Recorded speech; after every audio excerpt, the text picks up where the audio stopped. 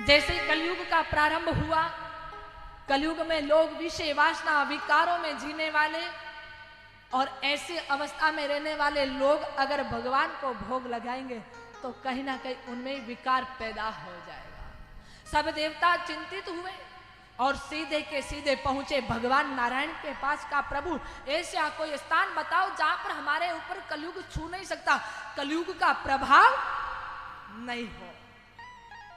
ऋषि मुनि भी गए, ऋषि मुनियों को तो कहा कि आप सुक्राल में चले जाओ, देवताओं को कहा कि ऐसा कोई पवित्र स्थान देखो, ऐसा कोई पवित्र विग्रह देखो जिसमें जाकर के आप अपना स्थान ग्रहण कर लो। चारों तरफ नजर घुमाई, कहीं कोई मिला नहीं। तब प्रभु से ही पूछा कि प्रभु ऐसा कौन, आप ही बताइए। का एक तो है ऐसा गौलोक, दूसरा है गाय माता जी का श्री विग्रह।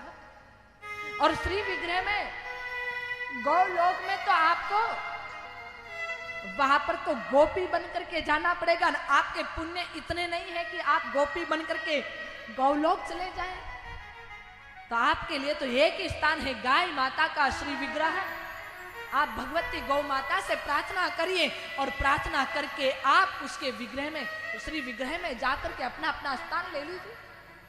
सबने जाकर के भगवती की स्तुति की और स्तुति करके कि मेरे भाई बहन सब देवताओं को गौ माता ने अपना अपना स्थान बता करके उनको विराजमान कर। कानों में अश्विनी कुमार विराजमान हो गए, सिंह शिखर पर विष्णु जी विराजमान हो गए, सिंह जड़ा पर पार्वती जी का विराजमान होना हो गया। ऐसे सब देवता अपने अपने स्थान ढूंढ करके बैठ गए। लेकिन लक्ष्मी माता और गंगा जी दोनों देरी से आई। और माताओं का स्वभाव होता है मेरे भाई बहन, यहाँ पर भी 8 बजे का फिक्स टाइम दे रखा है, लेकिन 9 बजे तक, 9:30 बजे तक माताएं आ रही। और अगर कहीं दूर की यात्रा करना हो, किसी शादी विवाह में जाना हो, तो माताओं बहनों को 4 दिन पहले कहना पड़ता है। 4 दिन बाद में शादी में जाना हो, फिर 2 दिन निकलने के बाद पुनः याद दिलाएंगे कि अपने को 2 दिन बाद में शादी में जाना है।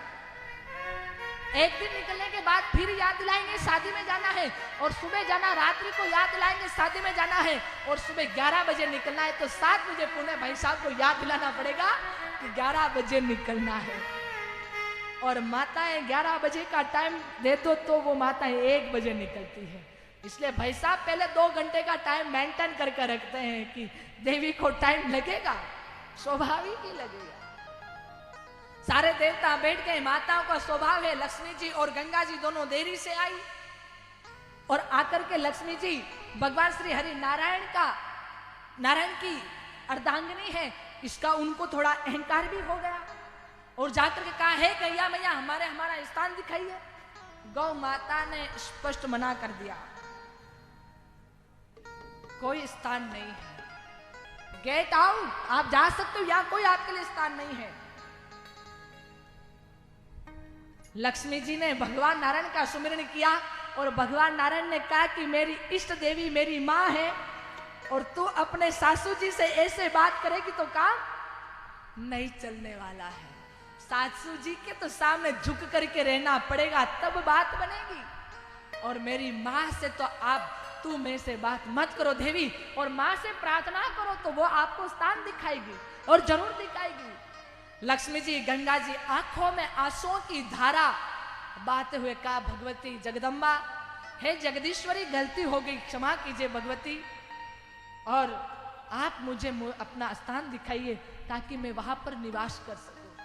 कहा देवियों और तो बाकी स्थान सारा भर चुका है, लेकिन 2 स्थान अभी भी खाली है। एक तो मेरा गोबर और एक मेरा है गौमूत्र, देख लो, तुम चाहो तो बैठ सकते हो। लक्ष्मी जी ने कहा कि मैं स्वभाव से चंचल हूं, इसलिए मैं गोबर में बैठ जाती हूं, और गंगा जी ने कहा कि मैं स्वभाव से तरल हूं,